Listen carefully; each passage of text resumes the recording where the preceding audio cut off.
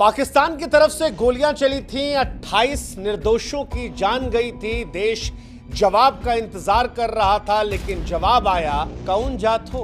भारत में लोग चर्चा कर रहे थे कि आतंकवादियों ने धर्म पूछकर लोगों का कत्ल किया। सरकार पूछी कौन जात हो। लोग पाकिस्तान के खिलाफ मास्टर स्ट्रोक की तलाश में थे। सरकार पूछी ए भैया कौन जात हो। और अब सरकार के चाहने वाले कह रहे हैं कि sir master stroke, sir master stroke. वो जो कल तक महाराष्ट्र में एक है सेफ है का नारा दे रहे थे, कह रहे थे कि भैया बटोगे तो कटोगे, समाज को तोड़ने वाला जहर है ये, आज कह रहे हैं कि राष्ट्र निर्माण का औजार है। जब पूरा देश पहलगाम की तरफ देख रहा था, मोदी जी की बैठक करती हुई तस्वीरें सामने आ रही थी, तब दिल्ली से यह ऐलान हुआ कि कौन जात।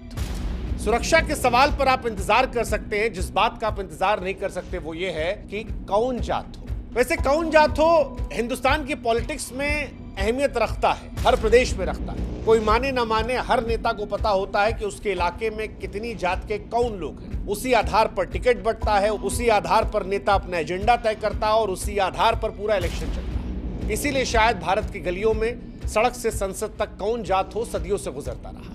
लेकिन अब मोदी जी खुद पूछ लिए कौन जात हो, तो क्या पलटकर जनता भी पूछेगी कि का हो मोदी जी, जाति ही गिनवाएंगे कि विकास भी गिनवाएंगे। ये सवाल बड़ा महत्वपूर्ण हो गया है, क्योंकि ऐसा लग रहा है कि पाकिस्तान का जवाब तो बाद में भी देखा जाएगा।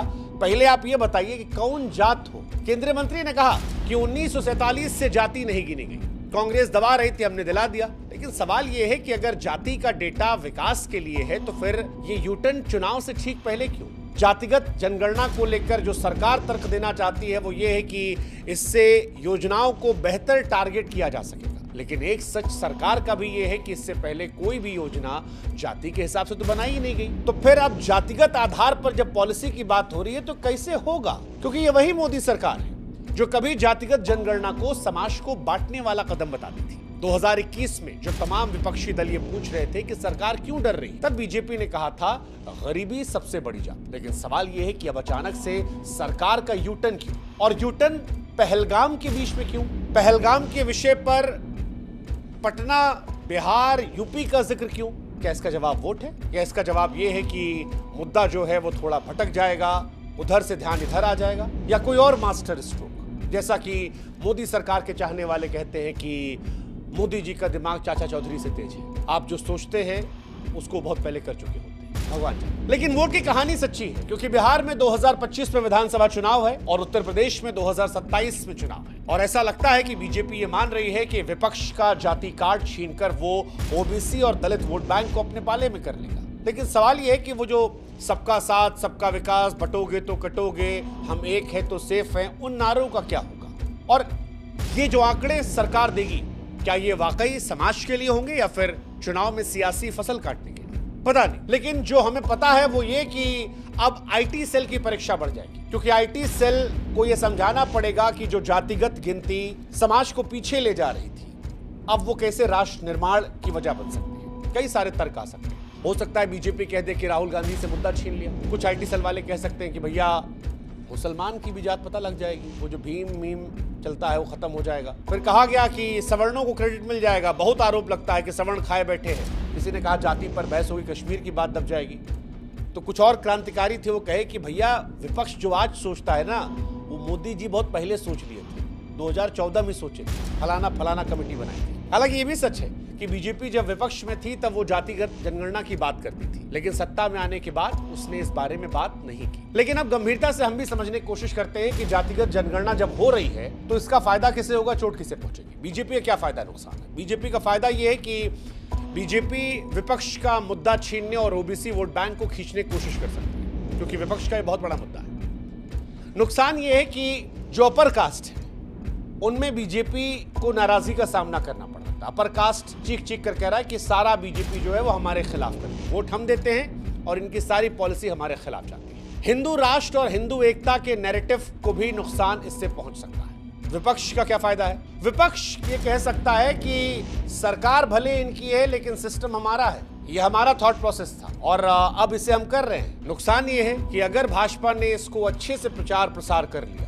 माहौल बना लिया, तो इसका क्रेडिट अगर भाजपा ले आती है तो विपक्ष के हाथ से एक बड़ा मुद्दा जो है वो स्लिप हो सकता है। समाज के हिसाब से फायदा यह है कि अब जो नीतियां बनेंगी उसमें वास्तविक प्रतिनिधित्व जो है उसकी संभावना है, यानी जिसकी जितनी जाति होगी उस हिसाब से उसका रिप्रेजेंटेशन हो सकता है पॉलिसीज में। नुकसान यह है कि सामाजिक बंटवारा इससे हो सकता है, जातीय तनाव बढ़ सकता है। ये दो धारी तलवार है, समाज का उत्थान भी कर सकती है और समाज को बर्बाद भी कर सकती है। ये इसी कहानी। 2011 के बाद इस बार पहली बार जातिगत जनगणना का ऐलान हुआ है, लेकिन बड़ी बात यह है कि यह ऐलान जो है यह तब हुआ है जब देश पहलगाम में आतंकवादी हमले के बाद जवाबी कार्रवाई की उम्मीद कर रहा था। लेकिन मोदी सरकार जो अब तक जातिगत जनगणना को समाज विभाजन की वजह बताकर टाल रही थी, वो अचानक ये क्यों करती? कई मायने निकल सकते हैं। एक मायने ये निकल रहा है कि हेडलाइन चेंज करनी थी। जनता जो है वो 24 घंटा टीवी, अखबार, सोशल मीडिया खोले बैठी है कश्मीर का बदला लेने के लिए, और आतंकवादी पकड़े नहीं गए अब तक। पाकिस्तान पर अब तक कोई स्ट्राइक नहीं हुई और जनता चाहती है कि कुछ ऐसा हो, आतंकवादियों को मारा जाए, पाकिस्तान से बदला लिया जाए।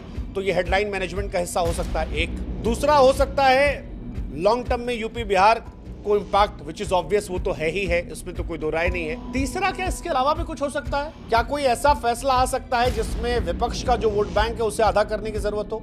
विपक्ष की ताकत क्या है? मुसलमान प्लस पिछड़े दलित आबादी, क्या उस तरफ कोई कदम हो सकता है? देखने वाली बात है। लेकिन फिलहाल विपक्ष क्रेडिट युद्ध लड़ रहा है। विपक्ष कह रहा है कि देखो जी, हमने पहले ही कहा था। कांग्रेसी कह रहे हैं कि देखो बीजेपी झुकती है, झुकाने वाला चाहिए, राहुल गांधी जैसा फौलादी नेता चाहिए। आरजेडी कह रही कि देखो तेजस्वी भैया हमारे कह रहे थे, हमारी बात मान ली गई। तेजस्वी भैया, लालू जी दशकों से संघर्ष कर रहे थे। अखिलेश यादव कह रहे हैं कि पीडीए की जीत है। लेकिन ये क्रेडिट की लड़ाई है। ये वैसे ही है जैसे कई सारे बच्चे एक खिलौने पर लड़ रहे हैं। सवाल ये है कि अगर आंकड़े आए तो क्या विपक्ष 50% आरक्षण की सीमा को तोड़ पाएगा या फिर बीजेपी इसे अपने तरीके से भुनाएगी? और क्रेडिट किसको जाएगा, वो जो इसके लिए लड़ रहा था या वो जो इसने इंप्लीमेंट किया? ये भी देखने वाली बात होगी। लेकिन जो बात स्पष्ट है वो है यूपी बिहार में कौन जात पात की सियासत। यूपी बिहार में जातिगत जनगणना का असर दिखना तय है। आंकड़े आते ही इसीलिए हर पॉलिटिकल पार्टी ने अपनी अपनी जाति का परचम लहराना तेज कर दिया है। यहां गणित साफ है। तेजस्वी भैया कह रहे हैं जिसकी जितनी आबादी उसका उतना हक। यही फॉर्मूला बिहार के बाद यूपी में भी चलेगा और बिहार विधानसभा इस बार महत्वपूर्ण होगा। शायद बीजेपी भी ये जानती थी कि मंडल 2.0 की आहट है। अगर अब जातिगत जनगणना के आंकड़े सामने आते हैं तो फिर इसमें भी जबरदस्त पॉलिटिक्स हो सकती है। अगर यह भी पता लगता है कि ऊंची जातियां अल्पसंख्यक हैं तो सबका साथ सबका विकास के नारे ज्यादा असर सबका जात सबका आरक्षण का पड़ेगा। हालांकि अब बीजेपी को इससे कितना फायदा होगा, कितना नुकसान होगा, ये तो वक्त बताएगा। क्या इससे कश्मीर का मुद्दा गायब होगा, ये भी वक्त बताएगा। लेकिन एक बात जो सोशल मीडिया के सहारे दिख रही है, स्पष्ट है, वो ये है कि बीजेपी के समर्थक फिलहाल खिसिया गए हैं और वो नाराज होकर भी कई सारे कह रहे हैं कि सरकार से एनआरसी मांगा, जातिगत जनगणना दे दी। वो कह रहे हैं कि राहुल गांधी कह रहे थे, वो जानते थे कि भाजपा पलट जाएगी, वोट के लिए भाजपा पलट जाती है, यूटर्न ले लेती है। हालांकि कुछ मास्टर स्ट्रोक वाले ऐसे हैं जो अभी भी कह रहे हैं कि राहुल गांधी से उसका मुद्दा छीन लिया गया है। ये बढ़िया कहानी है, लेकिन हम सोशल मीडिया के चकल्लस से आगे बढ़कर इसकी गंभीरता समझाते हैं कि ये आंकड़े जो हैं ये समाज को बदलेंगे या आग लगाएंगे। जातिगत जनगणना कोई साधारण सर्वे नहीं है। 1931 के बाद ओबीसी आबादी का कोई ठोस आधार नहीं है। अगर नए आंकड़े दिखाते हैं, इधर नए आंकड़े ये बताते हैं कि ओबीसी जो है वो 60 से 70 है, तो फिर 50% आरक्षण की सीमा पर तूफान आ जाएगा। सुप्रीम कोर्ट का इंदिरा साहनी जजमेंट फिर कटघरे में होगा। लेकिन खतरा यह है कि ये आंकड़े सियासी हथियार बन सकते। कर्नाटक के सर्वे विवाद इस बात का सबूत है। सरकार को पारदर्शिता बरतनी होगी, वरना ये आंकड़े समाज को जोड़ने की बजाय तोड़ने वाले भी हो सकते हैं। हालांकि इन सब के बीच में पहलगाम में आतंकवादी हमला चल रहा था, पीएम मोदी सुरक्षा मीटिंग कर रहे थे और उसी समय जातिगत जनगणना का फैसला आना अपने आप में हैरान करने वाला है। एक तरफ पाकिस्तान के खिलाफ प्लानिंग चल रही थी, वहीं दूसरी तरफ जातिगत जनगणना का मास्टर स्ट्रोक। ये टाइमिंग बताती है कि सरकार इस मुद्दे को राष्ट्रीय सुरक्षा के शोर में दबाना चाहती थी ताकि विवाद शायद ज्यादा ना हो, लेकिन सोशल मीडिया ने इसे सुर्खियों में ला दिया। लेकिन कुल मिलाकर कहानी यही है कि मोदी सरकार का यह फैसला सियासी चाल वाला भी है, सामाजिक जरूरत भी है। विपक्ष इसे अपनी जीत बता रहा है, बीजेपी से अपने नाम करेगी। यूपी बिहार के चुनावों में जो इसे अच्छे से बुना ले जाएगा उसके लिए गेम चेंजर हो जाएगा। लेकिन याद रखिएगा, जाति सिर्फ आंकड़ा नहीं, ये हमारी पहचान, हमारे जख्म और हमारे सपनों का हिस्सा है।